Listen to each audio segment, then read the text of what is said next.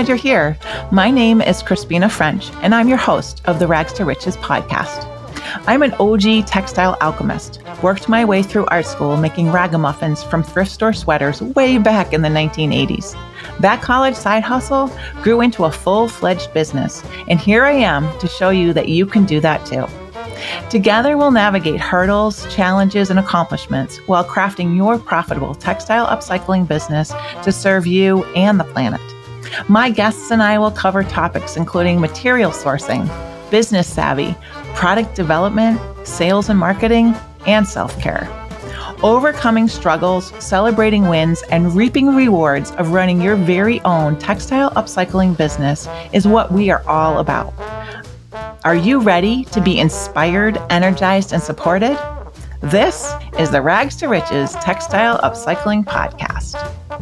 Today's episode of Rags to Riches Textile Upcycling Podcast is brought to you by Sideshow Clothing on Etsy and in person in Craryville, New York. Are you a burgeoning fashion icon who delights in your individual style? Maybe you have a penchant for really good clothing, a love of creative presentation, and respect for our life-giving planet. Or, if you are like me, you like to wear well-made clothing to handle your daily grind and stand up to the test of time. Sideshow Clothing has what you need. Vintage workwear, boots galore, jackets, dresses, ethnic and Western wear, the works. Mary curates this creamy collection of inventory, some dating back over 100 years, but mostly fashions from the 1970s through the 1990s. If you want to honor the quality of well-made clothing and stand out in the crowd, check out sideshowclothing.com, where you will find an anecdote to fast fashion and so much more. Hey, so today I'm here with somebody who I'm really excited to learn more about. Lottie Bertello has a brand called LOTI, kind of like Crispina has a brand called Crispina. And her brand is textile upcycling, kind of like amped up a notch or two, right? Because we're going to learn all about it.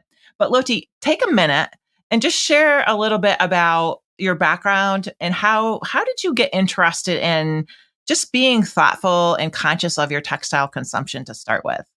Yeah, hi. So yes, as Crispina said, my name is Lottie. My background, since I can remember, I've always wanted to be in fashion. I was actually sharing with Crispina my first fashion memories. My mom would draw these like princesses and I would decorate their dresses and whatnot. I designed my first communion dress. There are all these little moments in my life that I was like, oh, I was always going to be in fashion. I went to school for fashion. Is your mom like a sewer or fashion oriented? Like how did that seed plant? Do you know? My mom is not a sewer, but she's a great artist. She loves to draw. So she would draw kind of like the bodice of the dress and I would decorate it. We still have some of those, which I think is really cool. Awesome. She's an artist at heart. That's so fun. Yeah. So probably as an artist, did she like really encourage your like creative, like, you had the tools that you needed to kind of like go get creative with the textiles? Definitely. Like since a young age, they were like, do this clothing thing. We see like this innate draw from you to want to do this.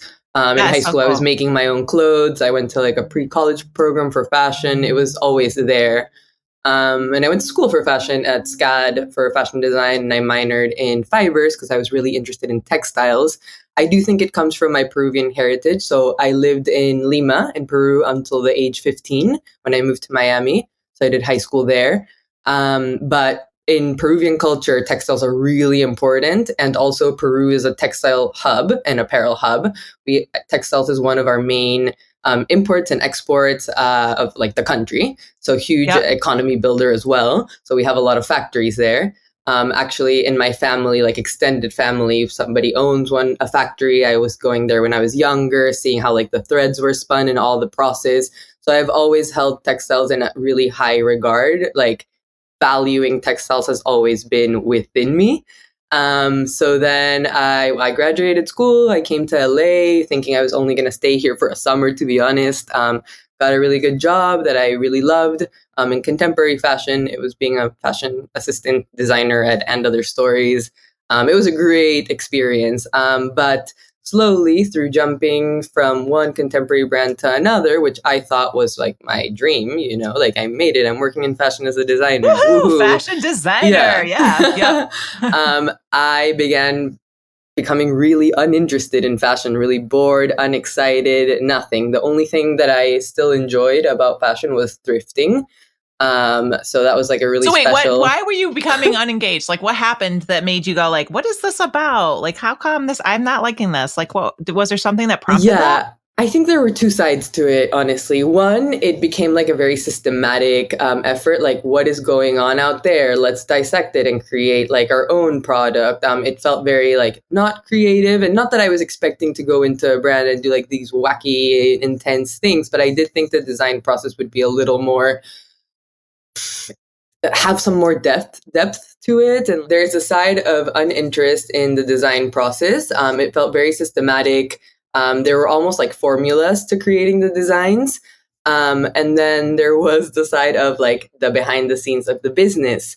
A lot of companies are creating product. Their quantities already include amounts of clothes that are going to go on sale, or they're not destined to be like necessarily sold. There are these tests. Why do they do that? Like, what's their thought about that?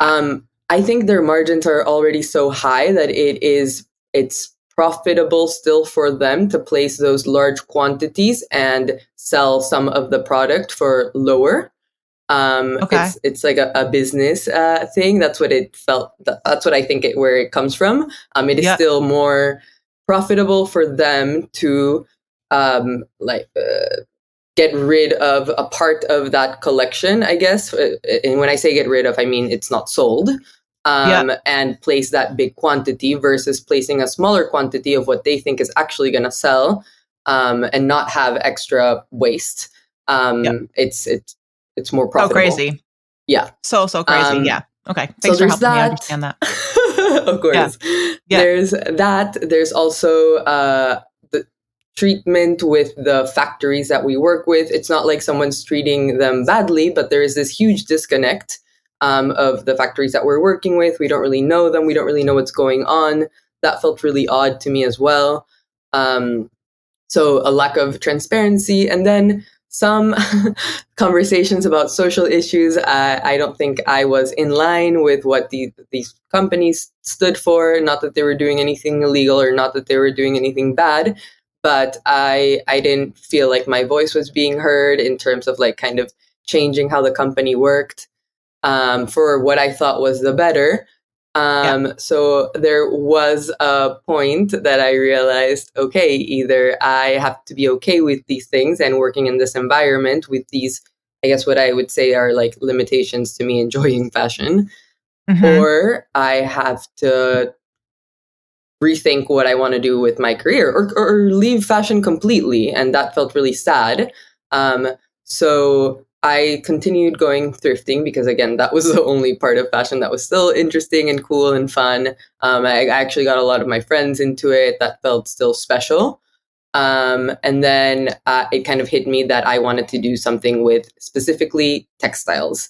What could I do with textiles? Because I love textiles and hold them in a really high value. And I saw that there was this shift, I think, in the last 10 years that was brought on by fast fashion of just textiles mean nothing. Textiles are garbage. Textiles are disposable. Textiles hold no value, which it didn't used to be the case, like 10 years ago. It's kind of horrifying, right? It happened really fast. And that completely changed our relationship with clothing as well. Our closet started getting more full of things that we regard as garbage just because we're able to get rid of them whenever, get new ones whenever. It's so cheap that it's fine. Right? Like I talk about how like fast fashion stole the value of clothing, right? Like you can buy a dress from Shein for $12 brand new. And like, and I mean, I shopped fast fashion. It all happened so fast that you don't even realize like, how is this possible? How is it possible that this costs this? You're just like, wow, amazing. They've hacked the system. But then when you're working in fashion, you realize there is no hacking the system. You're just hacking, like you're messing with people's lives by paying really poorly, and you're using and you're using terrible materials that are cheap and they're garbage. Yeah. So I knew I wanted to work in that space. I wanted to do something with that. It felt like creatively challenging to me to figure it out. So I looked into recycling. So at this point, you had thought about like you're thinking about like upcycling at this point, or no? You were just kind of going like not yet. Not yet. No, not yet. Okay, cool. I definitely looked into recycling and like what was new and like within innovation within recycling. And then I think through so many searches of things with recycling, my algorithm started showing me upcycling. And I was like, this is really awesome. This is really cool. And really understanding the difference between recycling and upcycling, which I think can also be confusing for a lot of people. We can like quickly do a little in a nutshell. So recycling is when do it. Recycling is when you break down the fibers of a product. So like, for example, paper recycling. That's one that we all are very familiar with. You have to use resources to break down the product that you are recycling, and then it's transformed into a usually lesser value product. If you look at a brand new piece of paper and a recycled piece of paper, even though the recycled piece of paper is amazing because it's recycled and woohoo, it is of lesser value. It's not as nice. It can break more easily, but we still want recycling, and recycling is really important. But it does take a lot of resources to do the whole recycling process. And usually the product is of lesser value. With upcycling, what I realized, it's kind of like the opposite in that way. There's a lot more, I guess, resources used when it comes to like creativity and like problem solving and solutions, but not actual resources that you have to use. And in this case, I mean like electricity, water, all of the things that you need to power the machinery that does recycling. And then the product that comes out from upcycling is of higher value. Yeah, so cool. So, it's like turning straw into gold, right? Exactly. But I mean, there are limitations in this case. Like it takes a lot more time to upcycle something. There's a lot more labor that goes into it, a lot more time. And you can only make so many of these products. But that speaks to me like small batch, which is fantastic. And that speaks to the whole slowing down and doing less, buying less. So I really liked what I was seeing through upcycling, but I also noticed that there were all of these incredible artists and designers that were doing upcycling, but it did feel a little out there. Since I worked in the industry, I was like, okay, these products would not be able to be worn by everyone. I don't think everyone would feel comfortable wearing these products. They're incredible. They're amazing. I love them.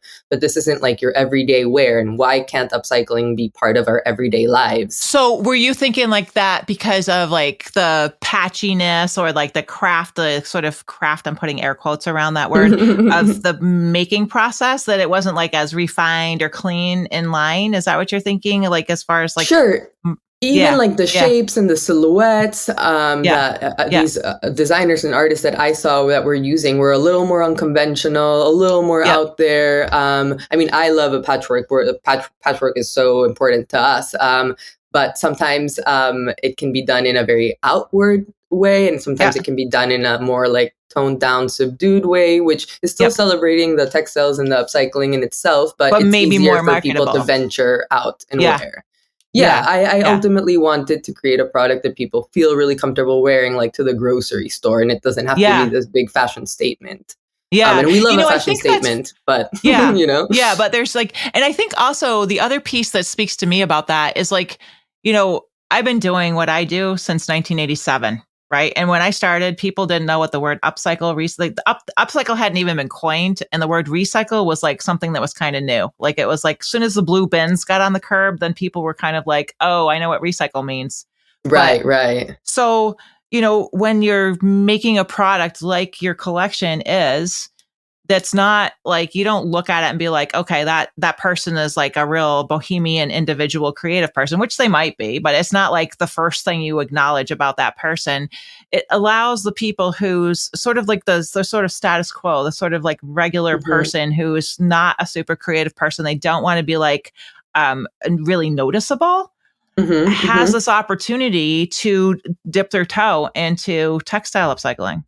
Cool. Absolutely. It's beautiful. It's really what drew me to your brand. Yeah. Our tagline is Rethink Upcycling. I think we have this idea of what upcycling is, but upcycling can be so many things. So we're trying to fill a hole in the market to make upcycling accessible for more people. And I mean, when I say accessible, I just mean like that they would feel comfortable wearing it. Sure. So, hey, we're going to take a quick break. I'm with Lottie from Lottie, her brand, and she is going to tell us all about what her brand is and how her production process works.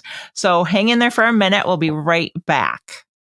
Today's episode of Rags to Riches podcast is brought to you by the Stitcherhood Recycling Society, my online membership community for creative textile upcycling, recycling, and reuse entrepreneurs. Inspiration, shared experience, tutorials, business savvy, and connection to a whole posse of people who understand the passion and intricacies of running an environmentally kind, creative textile upcycling biz. Daily posts, weekly stitch hours, book recommendations, group chats, member profiles, and strong connections is what you can expect when you join Stitcherhood. Head on over to stitcherhood.crispina.eco and sign up for a free 7-day trial to see if my Stitcherhood Recycling Society is a good fit for you and your textile upcycling business. All right, here we are with Lottie and from Lottie, which is a brand of really beautiful, refined clothing. Is it all for women? Do you do a men's line or is it predominantly ladies wear? It's predominantly women's just because our fit model are women. But we actually did our best-selling wool trousers for men as well. We had a couple of custom orders. So we're venturing out. I would love to do for both, but currently it's mostly down the women. line, right? So talk a little bit about, I know your brand is pretty new. Talk about like your founding and like how it's going and how what's the production process look like? Yeah. You know what, Lottie, let me just interrupt for 1 second. The production process, but also talk about what the actual garments look like, because, people are listening to us. They might not be in a position to like hop on the show notes page and see the visual. I know when I'm listening to podcasts, I'm like on my sewing machine or driving. So tell us a little bit about your aesthetic and the collection that you design and then how it happens. Yeah. For me, the most important thing for our pieces are for them to be comfortable and effortless to wear. So when you put them on, you just like feel good. It's easy. That's why we use a lot of like elastics and ties, little design adjustments. So it can just feel really good on your body. Most of the pieces, I run them by these like 3 words. So comfort, effortless, and elegant. I do want them to look very like refined and polished. So you can just run out the door and feel great. I think each collection has kind of had its own like little twist. I think for summer, we do more feminine, brighter colors. The upcycling in itself dictates our color palettes and like the kind of materials that we're using, which is really cool. I think at the beginning I was like worried that it would be limiting, but it's been the opposite. It's kind of opened my mind to so many more possibilities within what we have. So when you talk about the materials, what your materials are, I'm imagining, and I actually don't know, but predominantly cotton and alpaca. Am I right? Yeah. Peru's because I'm Peruvian and we do everything in Peru. That's a huge part of the brand identity. So we've chosen to work for like our core collections with only cotton and alpaca, which is Peru's bread and butter like fabrics.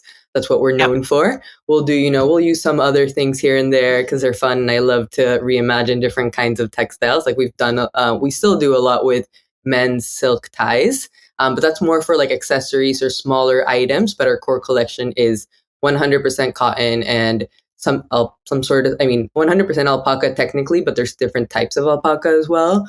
There's Suri alpaca, Royal alpaca, Supreme alpaca, baby alpaca. So like a mix of those alpacas. I just have to tell you, I love alpaca. Like I love to wear it. I love to work with it. It's it's equally as luscious to me as cashmere. And I feel like it's kind of overlooked by people a lot. And I just thank you for celebrating it because I think it's such a beautiful fiber. That is one of my big missions, to bring alpaca to more people, just because you mentioned cashmere, and actually alpaca is way more sustainable than cashmere in terms of farming and how the animal interacts with the land, and how many animals you need to shear you need way less alpacas to make much more alpaca clothing, which is actually more durable also because the fibers are longer. So I could go on and on about how alpaca is incredible. This is not what this episode is about, but we can talk about. We'll do another episode about alpaca. But yeah, so talk about like so you design the lines, right? And then those designs are what happens after your design process, and then what happens? Yeah. So when I first started the brand, this was during the pandemic. So a lot of seamstresses lost their jobs. I actually contacted a designer that I knew in Peru, and I was like, have you had to let anyone go that you really like? Like, I'm looking for a seamstress to help me kind of start this line. And she referred me to Nore, who is as big as a part of the brand as I am. We wouldn't be able to do anything we do without him. He's been our head seamstress since day one, which we got really, really lucky with him. He was on board with the whole upcycling thing. I think he wanted to work more creatively, and that allowed him, this project allowed him that. He's still with us. He's still our most important person. And so I started working with him. I brought all the shirts because for our first collection, we actually upcycled men's cotton shirts, button-down shirts that I sourced myself from Goodwill outlets here in LA, which was insane experience of waking up every day at 7:30 in the morning and going with my mask to find these shirts and then wash them and then take them to Peru. It was awesome, but it also led me to realizing that was not the way we wanted to upcycle when we had so much textile waste in Peru, just because wherever there's textile manufacturing, there's textile waste produced. So wait, I have to interrupt you for a minute.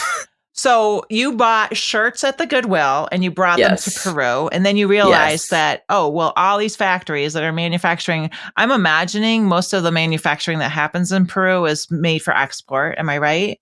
Yeah. And it comes to here. Is it for the United States or North America in general? United States, South America, Asia, believe it or not. But it's all over. Global. Yeah. So they, of course, and actually we haven't touched upon this, but that when you start thinking about, so you went anyways back to the shirts, you got to Peru and you're like, oh my gosh, there's all these factories generating all this waste. Why am I going to bring this material here, right? Like all of a sudden you had this treasure trove of accessible fabrics that were gorgeous that you could recycle. And knowing that I was bringing all of these shirts to Peru and then bringing the newly made clothes back to Peru, so that same material back and forth really left a sour taste in my mouth. Like I knew there was something off there. But again, all of these things you realize by like doing and learning. Sure. The only way you learn. Yep. Yeah. So at first I was really stressed, to be honest. I was like, I don't think this is the right way to do it. I don't even know what the right way to do it, but it opened up the opportunity for me to actually, the person who came up with this idea was my dad. I was like freaking out at my house and I was like, I don't know what to do because I don't think this is the right way, but I don't know how to upcycle, just because actually Peru, a lot of people have this misconception that Peru gets a ton of clothing dumped there, but Peru's not one of those countries that gets these big hauls of garbage textiles. Fortunately, actually, there is not a big secondhand industry in Peru because people wear their clothes until they're completely, done, and then they'll use them as rags or donate to actual shelters, which is a right way of donating, or donating to another person directly. They're not going to go to landfill. There's very little consumer behaviors are very different in Peru than they are here. Which is great. It's kind of funny, like your dad gave you the idea, because my dad gave me the idea when I was starting my business. Like, I was making felt, and he was like, you could take shrunk wool sweaters from the thrift store. And I was like, oh, light bulb. So how cool is that? The dads have come, for the win.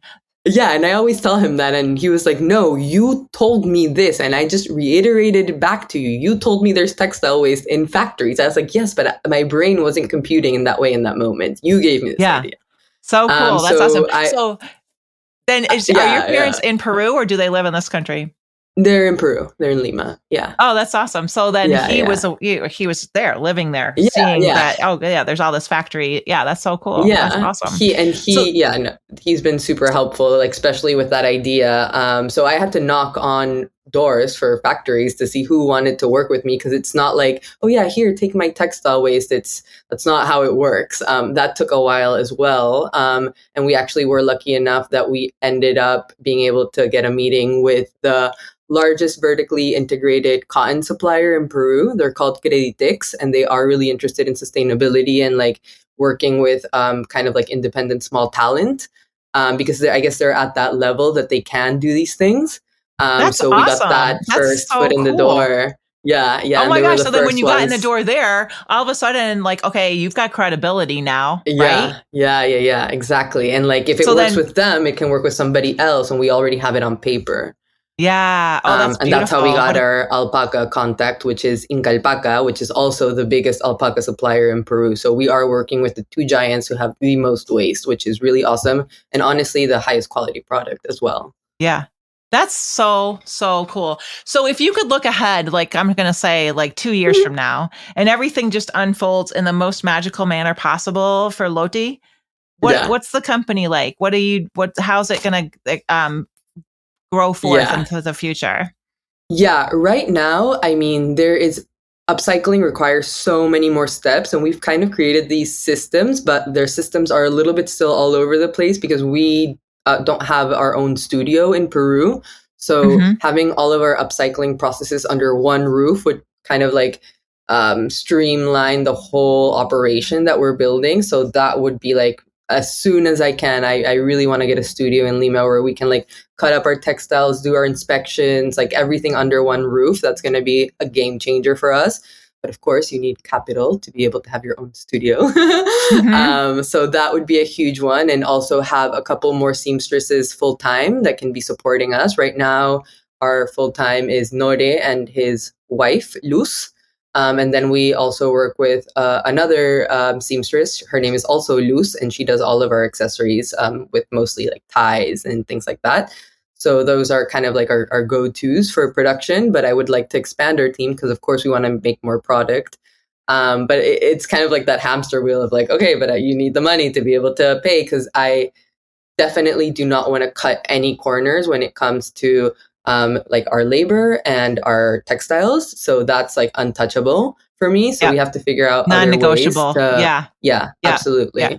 That's so cool. So it sounds like you started your business in the pandemic when, let me just tell you, like not a lot of people were thinking about elegant when it came to their clothing. Right. So like the fact that you're making headway, like this is pretty cool. Right. So now, I don't know, like I'm in Massachusetts, you're in LA. So I if it's like this where you are, I think like we're starting to kind of like look around going, I think the pandemic's behind us for the most part. Right. Like I think that, people can start venturing out or are venturing out and like getting dressed in ways where they're going to be in public and around other people and starting to kind of get back into fashion as actually fashion and not just like, loungewear in front of Zoom, like, still wearing your boxers below the waist kind of thing. So I think that is pretty notable that you've been able to to build the business to such a place in this really inopportune moment of history. So congratulations.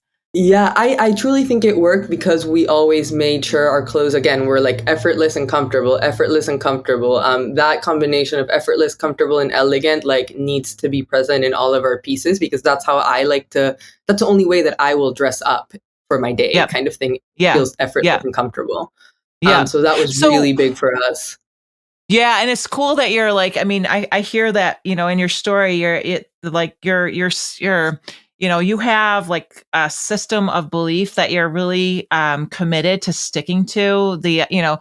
Getting tired of that like non-creative kind of sort of rote job that you had and going like, this is not serving me and it's actually not serving anybody. I need to do something different, doing something different, and then finding through, trial and error, whatever creative process. I always like to refer to us textile upcyclers as solutionaries, because really what we do all day is solve problems, right? Like, you have no idea. Yeah, no, you do have all the idea. Yes, other people have no idea, but yes. It's just cool that,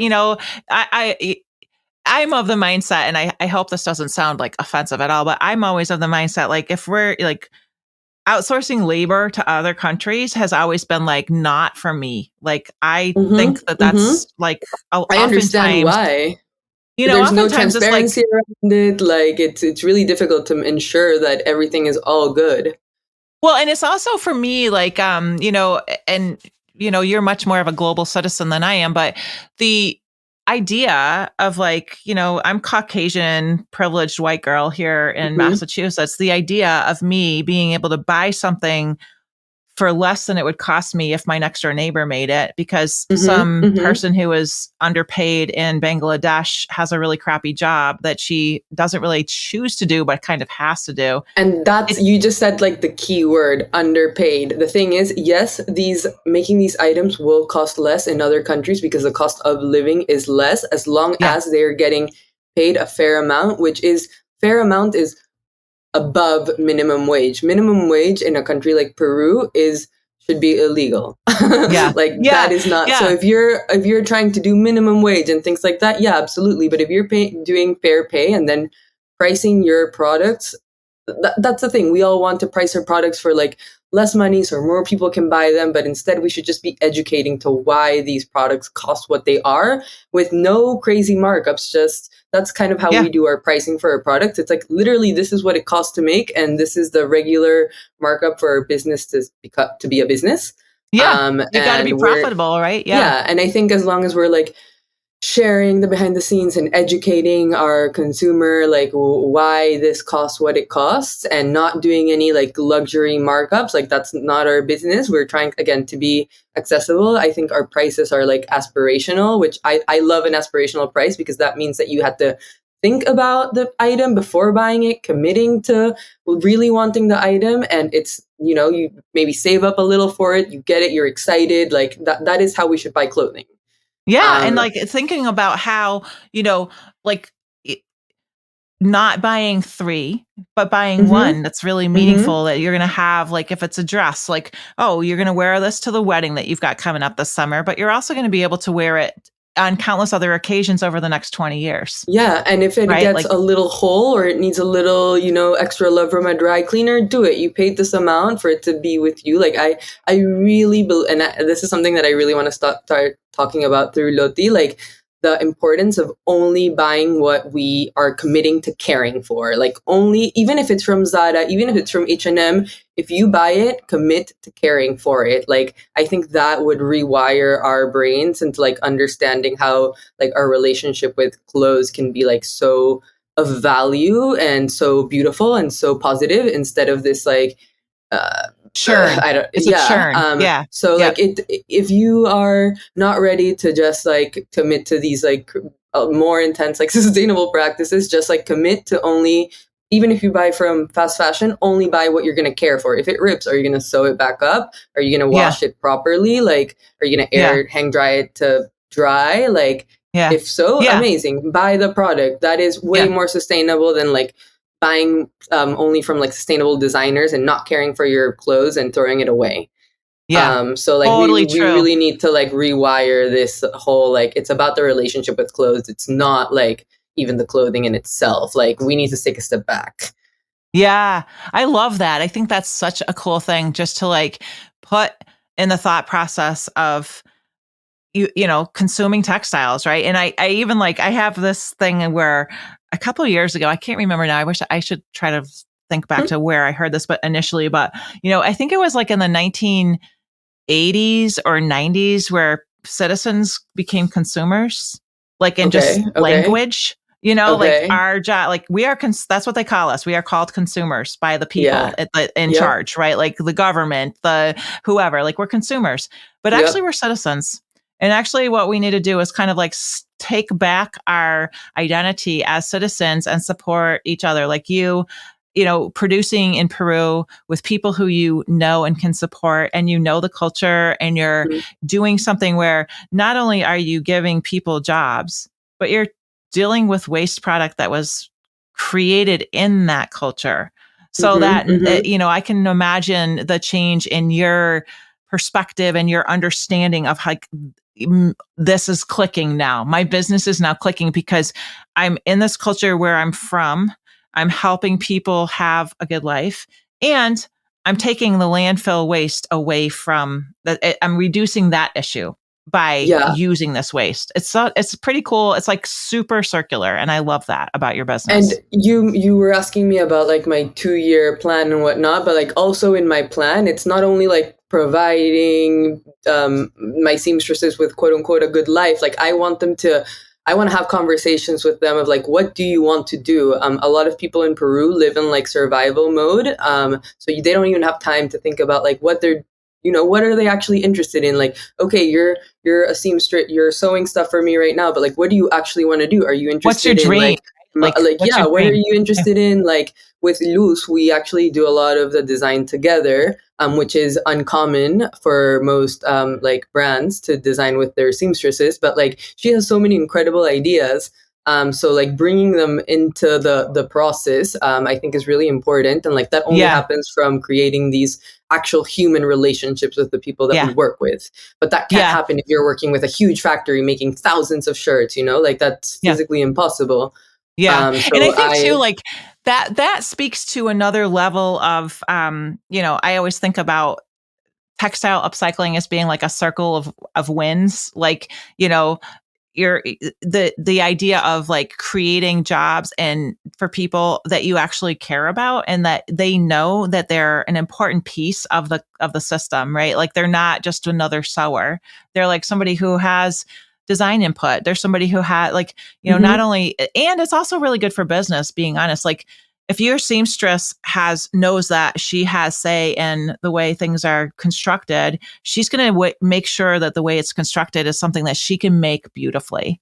Right. And so then it's going to increase the quality of your product. So it's just like, again, it goes back to that circle of wins where there is absolutely nothing that I've ever run across that's not just purely good about textile upcycling. So I'm really super, super glad to have to just have had this conversation and to have met you and just to know more about your brand and what you're up to. And I just encourage everybody who's out there listening to look this girl up. Loti is LOTI. And what your website is LOTI.com. Am I right? Yes, Loti. So because twice. Loti was taken, but also my nickname growing up, because my mom's name is Loti, was Loti. So then that's why the website is Loti. That's awesome. So yeah, check her out. And if you have the ability to get on our show notes page and find more links to more information about Loti and the designer Lottie Bertello, you will learn much more about them there. And thank you so much for sharing your story with us today. Thank you. This was lovely. I love talking about textile upcycling. This has been great. Awesome. Thank you. Hey, so I'm over here and I'm serving you a giant air hug because you just finished another episode of the Rags to Riches Textile Upcycling Podcast. Thank you for being with me. Our music is provided by The Lucky Five. Learn more about them at thelucky5.com. Our show is produced and edited by Van Valhyasen. If you want to dive in deep, head over to Rags to Riches Textile Upcycling Podcast.com.